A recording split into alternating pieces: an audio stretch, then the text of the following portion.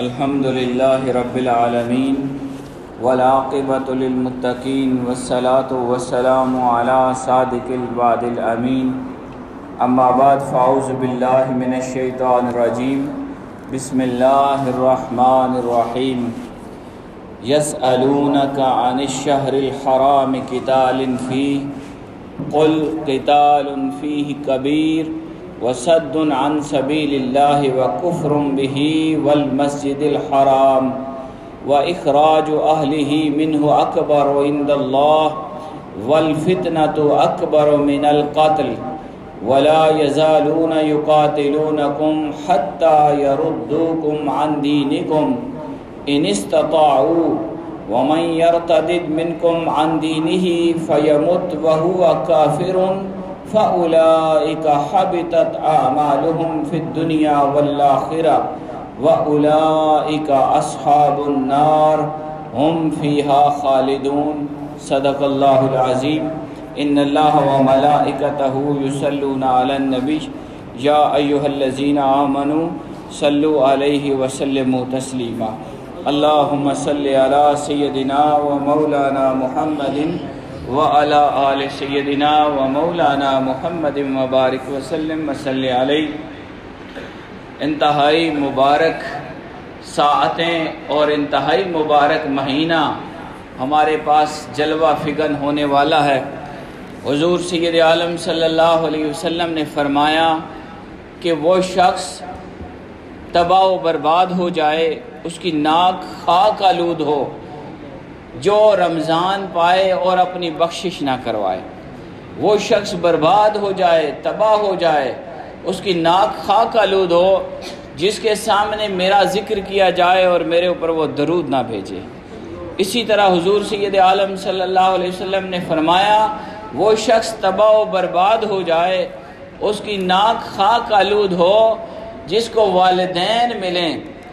دو یا ایک، اور وہ ان کی خدمت کر کے اپنی بخشش نہ کروائے۔ حاضرین گرامی، ہمیں پوری جوش اور جذبے اور پوری محبت اور لگن کے ساتھ آنے والے اس مقدس مہینے کو اپنی عبادات کے لیے خالص کر لینا ہے،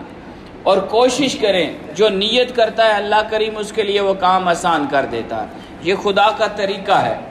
جو بھی نیت خالص کر لیتا ہے کہ مولا میں تیرے ذکر میں تیری یاد میں روزے میں قرآن سننے میں اس وقت کو گزاروں گا، میری مدد فرما، اللہ کریم اس کے معاملات میں آسانیاں پیدا فرما دے۔ یہ آپ اس دفعہ آزما کے دیکھیں۔ بسم اللہ الرحمن الرحیم۔ آج جو موضوع ہے ہمارا وہ سورہ بقرہ کی آیت نمبر 217 ہے۔ اس آیت کا شان نزول پہلے سمجھ لیں۔ حضور سید عالم صلی اللہ علیہ وسلم نے جنگ بدر سے پہلے حضرت عبداللہ بن جاحش ان کے ساتھ کچھ ساتھیوں کو کفار کی نقل و حمل اور ان کی کاروائیاں دیکھنے کے لیے بھیجا، اور ساتھ آپ نے خط دیا اور فرمایا کہ اس خط کو 2 دن کے بعد آپ نے کھولنا ہے۔ 2 دن کے بعد جب وہ سفر پر روانہ ہوئے اور خط کھولا تو اس میں حضور علیہ السلام کی طرف ایک اشارہ لکھا تھا، حکم لکھا تھا کہ اب تم جس جگہ پر ہو اس سے تم نے نخلا، یعنی اس طرف ہو جانا ہے جہاں پر درخت زیادہ ہیں۔ اور محدثین بیان کرتے ہیں کہ وہ علاقہ مکہ اور طائف کے درمیان کا علاقہ تھا۔ تو انہوں نے اپنے ساتھیوں کو حضور کا پیغام دیا، حکم سنایا، سب ساتھیوں نے کہا کہ ہم آپ کے ساتھ ہیں۔ حضرت عبداللہ بن جاش کہنے لگے میں نے ان ساتھیوں کو کہا کہ ہمیں جس کام کے لیے بھیجا جا رہا ہے اس میں ہماری جان بھی جا سکتی ہے۔ تو انہوں نے کہا جان جاتی ہے تو جائے، حضور کے فرمان پر عمل کریں گے۔ وہ اس طرف چلے گئے، ان کا سامنا ایک کفار کے گروہ سے ہوا، ایک چند لوگ تھے وہ، تو انہوں نے ان کو پکڑ لیا۔ انہوں نے جب مقابلہ کیا تو انہوں نے ایک بندے کو اس میں مار دیا، قتل کر دیا، کافروں کا بندہ، اور باقی 2 جو بندے تھے ان کو پکڑ کر مال غنیمت لے کر حضور کے پاس آ گئے۔ اب یہ جو معاملہ ہوا، یہ معاملہ ذی القعدہ کے آخری دن ہوا تھا، جمادی الثانی کا آخری دن انہوں نے سمجھ کے یہ ایسا کیا، اور حقیقت میں یہ تھا کہ جو جمادی الثانی ہے وہ اس دن ختم ہو گیا تھا، اور یہ واقعہ جس دن پیش آیا وہ رجب کی پہلی تاریخ تھی۔ اب قرآن مجید کی جیسے یہ آیت مبارکہ ہم نے پڑھی، اور اس سے پہلے بھی ہم سیکھ چکے کہ اللہ کریم نے 4 مہینوں کو خاص حرمت عطا کی ہے، اس میں قتل و غارت منع ہے۔ قرآن مجید میں اللہ پاک نے ارشاد فرمایا ان عدت الشہور عند اللہ 12 شہرا، اللہ کے نزدیک مہینوں کی تعداد وہ 12 ہے۔ فی کتاب اللہ یوم خلق السماوات والارض، اللہ نے اس کو اپنی کتاب میں لکھ دیا ہے جب سے آسمان و زمین تخلیق ہوئے۔ منہا اربعۃ حرم، ان میں سے 4 حرمت والے مہینے ہیں جس میں قتل و غارت، لڑائی جھگڑا، ظلم زیادتی بالکل اجازت نہیں، اور ساتھ فرمایا ذالک الدین القیم، یہ ایک پختہ دین ہے۔ فلا تظلموا فیہن انفسکم، ان مہینوں میں تم کسی پر آپس میں ظلم نہ کرنا، یعنی جنگ و جدال اس میں منع ہے۔ جب یہ واقعہ پیش آیا اور اس گروہ کو جو مسلمانوں کا لشکر تھا، گروہ تھا عبداللہ بن جاش والا، ان کے ذہن میں یہ تھا کہ یہ جمادی الثانی کا آخری دن ہے، جبکہ جمادی الثانی 29 تاریخ کا ہو کے ختم ہو چکا تھا اور یہ دن رجب کا شروع ہو چکا تھا۔ اب جب یہ واقعہ پیش آیا تو جو کفار تھے، منافقین تھے بالخصوص، اور جو اس طرح کے لوگ تھے، یہودی تھے بالخصوص، ان کو موقع ہاتھ آ گیا مسلمانوں پر طعنہ کرنے کا۔ آپ کو پتہ ہے منافق کون ہوتا ہے؟ کہ جس کی زبان اور بولتی ہے اور دل اور سوچتا ہے، دل میں بات اور ہوتی ہے لیکن زبان پر اور، یا دکھاوا اور کرتا ہے، اندر سے اور ہوتا ہے۔ تو یہ یہودی بھی ایسے تھے، وہ تو واضح مخالف تھے، لیکن ایک گروہ منافقین کا تھا جو بظاہر مسلمانی دکھاتا تھا لیکن اندر سے اس کے کفر گیا نہیں تھا۔ تو اب جیسے یہ واقعہ پیش آیا تو ان کا منافقت بھی ظاہر ہونا شروع ہو گئی۔ یہودی پہلے ہی مخالف تھے، کفار مخالف تھے، اور جو منافقین تھے وہ بھی ان کے ساتھ ہو گئے، اور وہ اعتراض کرنے لگ پڑے کہ یہ جناب نبی اپنے آپ کو سچا نبی بھی کہتے ہیں،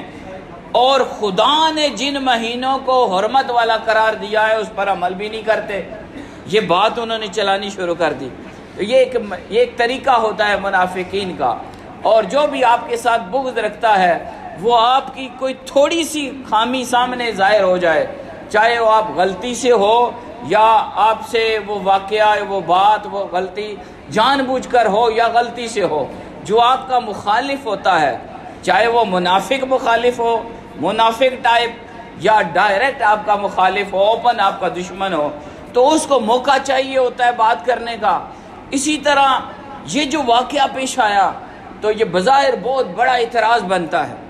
کہ خود کو آپ سچے دین پر کہتے ہو،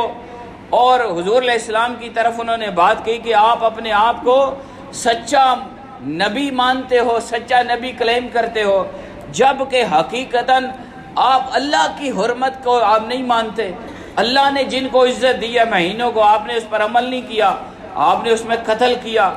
اللہ کے حکم کی خلاف ورزی کر دی۔ تو سچا نبی بھی ہو اور خدا کے حکم کے خلاف کرے، ایسے نہیں ہو سکتا۔ لوگوں کو انہوں نے ورگلانا شروع کر دیا۔ جب یہ بات حضور علیہ السلام کے سامنے آئی اور عبداللہ بن جاش ان کے ساتھیوں کے، مسلمانوں کے، تو ان کے ذہن میں اس بات کا بڑا اثر ہوا، اور آقا علیہ السلام اس حوالے سے جو آپ بظاہر انسانی فطرت ہے، آپ کو اس بات کا ایک احساس ہوا کہ یہ واقعہ اگر ہوا ہے تو یہ صحیح نہیں ہوا۔ جب کہ دیکھا گیا تو بات یہ پتہ چلی کہ ان لوگوں سے غلطی سے یہ واقعہ پیش آیا۔ ہوا تو ضرور، یکم رجب آ چکی تھی، حرمت کا مہینہ شروع ہو چکا تھا، لیکن ہوا غلطی سے۔ ان کے ذہن میں یہ تھا کہ یہ جمادی الثانی کی آخری تاریخ ہے، جبکہ وہ تاریخ بدل چکی تھی۔ اب واقعہ ہو گیا، غلطی ہو گئی۔ جب صحابہ نے، ان لوگوں نے حضور کی بارگاہ میں وہ اسیر، وہ جو قیدی بنائے گئے تھے کافر، وہ پیش کیے، اور ساتھ ان کے پاس جو مال تھا، مال غنیمت کے طور پر پیش کیا، آپ نے لینے سے انکار کر دیا، اور ان قیدیوں کو آپ نے آزاد کر دیا اور کہا کہ یہ معاملہ میں اللہ کے سپرد کرتا ہوں۔ اب باتیں ہو رہی تھیں معاشرے میں، مخالفت کی باتیں ہو رہی ہیں اور اعتراضات ہو رہے ہیں، عام لوگوں کو دین اسلام سے بدظن کرنے کی کوششیں ہو رہی ہیں، تو یہ ساری باتیں جب چل رہی تھیں آپ نے معاملہ اللہ کے سپرد کر دیا اور انتظار کرنے لگ پڑے۔ اب اللہ رب العزت نے اس کا فیصلہ دیا اور یہ آیت نازل کی، فرمایا یسألونک، لوگ آپ سے سوال کر رہے ہیں، یہ کافر، یہ مشرک، یہ یہودی، یہ منافق، یہ اعتراض کرتے ہوئے، یہ اعتراض کر رہے ہیں، سوال اعتراض کی شکل میں ہے، عن الشہر الحرام، کہ یہ جو حرمت والا مہینہ ہے، قتال فی، کیا اس میں جنگ کرنا جائز ہے؟ اب دیکھیں نا، لوگوں کی طریقہ ہوتا ہے بات کرنے کا،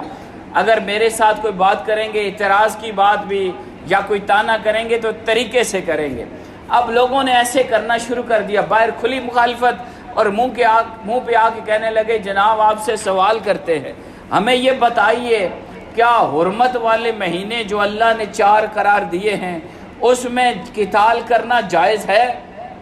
اب بظاہر تو اس کا جواب کیا ہے کہ جائز نہیں ہے، اللہ نے ان کو حرمت دی ہے، اس میں جنگ کرنا درست نہیں۔ اللہ نے کہا یہ جو سوال کرنے والے ہیں، یسألونک، آپ سے پوچھ رہے ہیں، اندر سے اپنی خباثت ظاہر کر رہے ہیں، اپنی یہ کفر، اپنی منافقت اور اسلام دشمنی۔ یہ بھی ایک بات یاد رکھیے گا، یہ اسلام کی سائیکالوجی ہے، سائیکالوجی آف اسلام ہے، کہ جب بھی کسی کے دل میں کوئی نفرت ہوگی وہ اس کے لفظوں سے ظاہر ہو جاتی ہے۔ انسان چھپانا بھی چاہے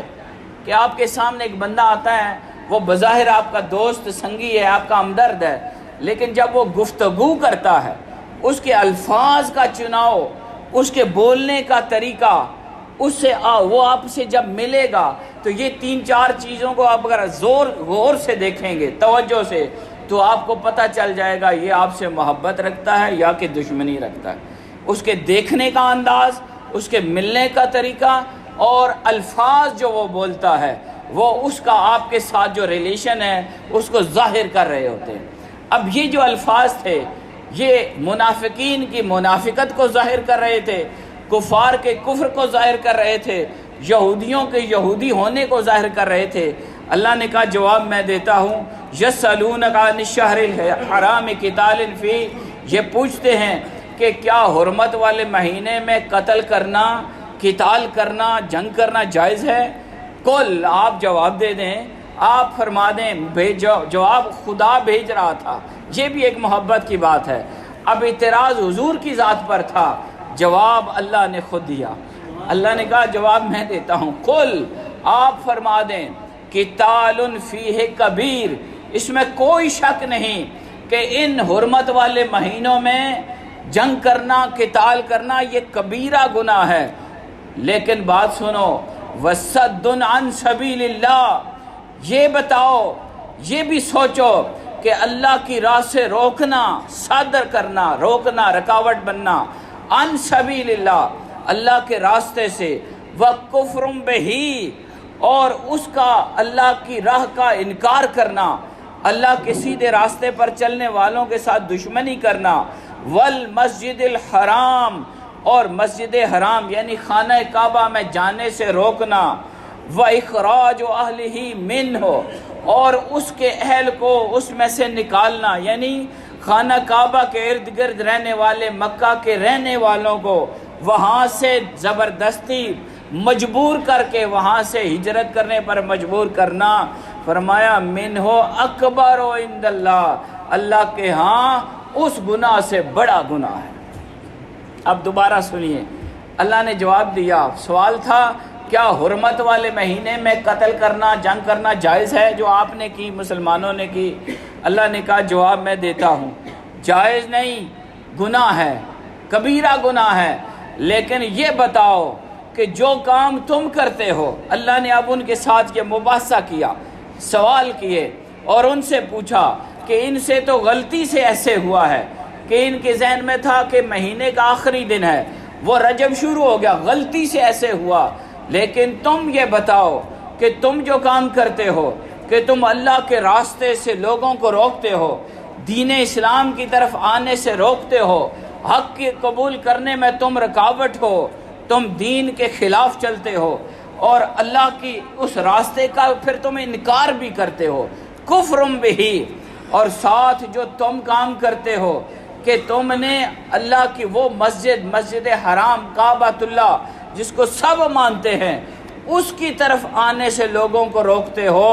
اور اسی طرح جو یہاں کا رہنے والا تھا، اب اشارہ حضور کی ذات کی طرف ہے، وَإِخْرَاجُ أَهْلِهِ، مسلمانوں کی طرف اشارہ ہے کہ جو اس کے اہل تھے، جو اس علاقے کے رہنے والے تھے، جو یہاں کے رہنے والے تھے، حضور نبی رحمت اور تمام صحابہ، ان کو تم نے یہاں سے نکالا، مجبور کیا، کہا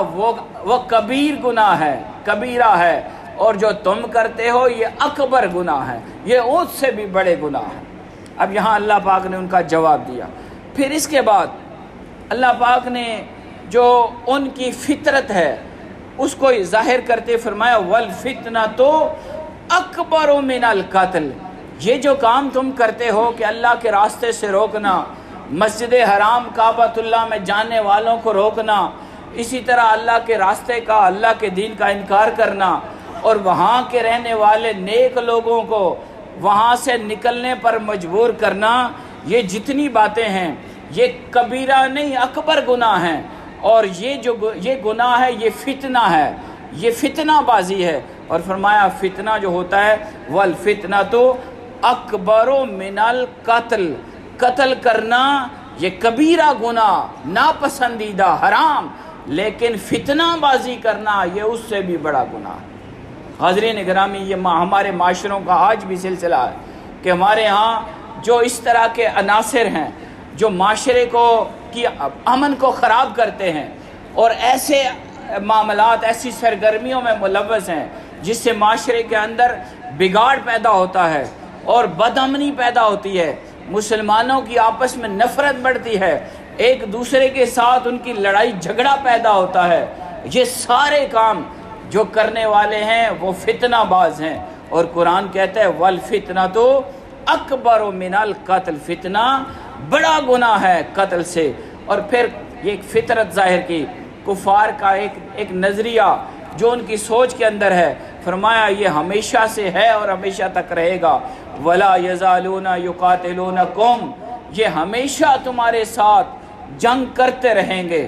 آپ اس دور سے لے کر آج تک دیکھیں کہ مسلمانوں کے ساتھ کفار کی جنگ وہ مختلف شکلوں کے ساتھ چلتی رہی ہے اور یہ چلتی رہے گی۔ فرمایا وَلَا يَزَالُونَ،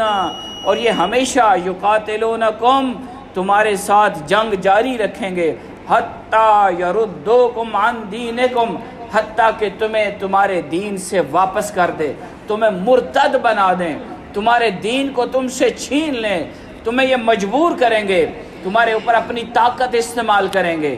آج ہمارے سامنے ہے، آپ ملک کی سیاست کو دیکھیں، اس میں بھی یہ چیز ہمیں نظر آتی ہے کہ کوئی کافر ملک، کوئی اسلام کا دشمن ملک وہ اس بات پر خوش نہیں ہے کہ پاکستان میں خوشحالی آئے، سلامتی آئے، امن آئے، ترقی آئے۔ وہ بار بار یہ دیکھیں آج کل فتنہ چل رہا ہے، اس کو جو بھی لفظ بولا جائے، لیکن یہ ایک فتنے کی قسم ہے کہ مسلمانوں کے ملکوں کے اندر بد امنی پیدا کرنا۔ قرآن نے یہ بات بیان کر دی تھی وَلَا يَزَالُونَ يُقَاتِلُونَكُمْ، یہ ہمیشہ ایسے کرتے رہیں گے، تمہارے ساتھ جنگ کا ماحول رکھیں گے، حَتَّى يَرُدُّوكُمْ عَنْ دِينِكُمْ، حتیٰ کہ تمہیں تمہارے دین سے واپس پلٹا کر تمہیں مرتد بنا دیں، ان استطاعوا، اگر یہ طاقت رکھیں۔ ان کی جنگ کا مقصد مسلمانوں کو ان کے دین سے دور کرنا، ان کی فتنہ بازی کا مقصد مختلف طرح کے فتنے، جیسے یہ عورت والا فتنہ بھی چلا جو سالوں سال اب بڑھتا جا رہا ہے کہ میرا جسم میری مرضی، اور اس طرح کی بے شمار باتیں ہیں۔ اسی طرح یہ قادیانیت کا فتنہ ہے، اور اس طرح کے فتنوں کی مختلف شکلیں ہیں۔ مقصد صرف ایک ہے کہ مسلمانوں کے اندر بد امنی پیدا کی جائے، ان سے ان کا دین چھینا جائے، انہیں مرتد بنایا جائے اگر ان کی طاقت ہو۔ اور یہاں مفسرین نے نقطہ بیان کیا، یہ جو اللہ نے فرمایا نا کہ یہ کافر چاہتے ہیں کہ تم سے اگر ہو سکے تو تمہارا دین چھین لیں اگر ان کی طاقت ہو، تو یہاں جواب میں یہ مفسرین کہتے ہیں کہ اگر اللہ نہ چاہے تو کافر جتنا مرضی زور لگاتا رہے، جنگ کرتا رہے، مسلمانوں کو غریب کرتا رہے، فتنے بازی کرتا رہے، یہ مسلمان اپنا دین نہیں چھوڑے گا۔ فرمایا وَمَن يَرْتَدِدْ مِنْكُمْ، لیکن ہو سکتا ہے تم میں سے کوئی بدبخت دین چھوڑ دے۔ وَمَن يَرْتَدِدْ مِنْكُمْ، تم میں سے اگر کوئی مرتد ہو گیا، اس نے دین کو چھوڑ دیا، عن دین ہی، جو اسلام دین اس کے پاس تھا، جو عقیدہ صحیحہ تھا، فیمت، اور اگر وہ اسی عالم میں مر گیا، وہو کافرون، اور وہ کافر تھا، فاولئک حبطت اعمالہم فی الدنیا والآخرہ، پھر وہ ان لوگوں میں سے ہے، وہ ان لوگوں میں شمار ہو گیا کہ جس کے اعمال دنیا اور آخرت میں تباہ و برباد ہو جائے گے۔ فرمایا دنیا کو آخرت میں اس کے اعمال برباد۔ مرتد ہونے والے، دین اسلام کو چھوڑنے والے، عقیدہ صحیحہ کو ترک کرنے والے کی سزا یہ ہے کہ اس کی جتنی نیکیاں ہیں برباد کر دی جائیں گی، دنیا آخرت میں برباد ہو جائے گا۔ وَأُولَئِكَ أَصْحَابُ النَّارِ، اور وہ اصحاب النار، دوزخ والے، جہنمی لوگوں میں شمار ہوگا۔ پھر یہاں تک بات ختم نہیں کی، اللہ نے فرمایا ہم فیہا خالدون، ایسے لوگ جنہوں نے دین اسلام کو قبول کیا اور پھر ترک کر دیا، چھوڑ دیا، دنیا کی رنگینی کو دیکھا، جن دنیا کی چمک دمک کو دیکھا، عقیدہ صحیحہ کو چھوڑ دیا۔ اب لبرلزم کی ایک شکل ہے، وہ کہتے ہیں ہر بندے کو حق حاصل ہے کہ وہ جو بھی دین اختیار کرے، لیکن دین اسلام یہ کہتا ہے یہ تو حق حاصل ہے کہ تم جو دین اختیار کرو، لیکن دین اسلام اختیار کرنے کے بعد اس کو چھوڑنے کا حق تمہیں نہیں ہے۔ اختیار جو مرضی کرو، لیکن اگر تم نے دین اسلام کا کلمہ پڑھا، دین اسلام کو پہلے خود اپنا دین مانا، اور اس دین کے اندر آنے کے بعد اگر کوئی چھوڑے گا تو پھر اللہ پاک نے فرمایا کہ اس کو لیے معافی نہیں ہے، وہ اصحاب النار، وہ دوزخی ہیں، ہم فیہا خالدون، وہ ہمیشہ اس میں رہیں گے۔ یہ ڈبل سزا ہے۔ اور اس میں حدیث پاک وہ یہ ہے کہ کسی مسلمان کو آپ قتل نہیں کر سکتے، لیکن 3 صورتیں ہیں۔ اگر کسی مسلمان نے کسی مسلمان کو قتل کیا تو رہے گا مسلمان، لیکن قاتل کو بدلے میں قتل کیا جا سکتا ہے۔ اسی طرح اگر کوئی شادی شدہ بندہ زنا کرتا ہے، یہ باتیں میں سن رہا ہوں، مجھے پتہ چلتی رہتی ہیں یہاں پر معاشرے میں، آپ مجھ سے زیادہ جانتے ہیں، یہ برائی بڑی عام ہو چکی ہے کہ انسان وہ عمر رسیدہ ہے، داڑھی والا ہے، اس کی عمر 50 سال بھی گزر چکی ہے، لیکن وہ ان گناہوں میں ملوث ہے، وہ کوشش کر رہا ہے، معاشرے کے اندر یہ باتیں سامنے آتی ہے۔ تو جو بندہ شادی شدہ اگر زنا کرتا ہے تو اس کے لیے یہ دین اسلام کی طرف سے سزا یہ ہے کہ اسے قتل کیا جائے، سنگسار کر کے مارا جائے، پتھر مار کے مارا جائے، اس کو معافی نہیں ہے۔ اور تیسرا بندہ جو دین اسلام کو قبول کر چکا تھا،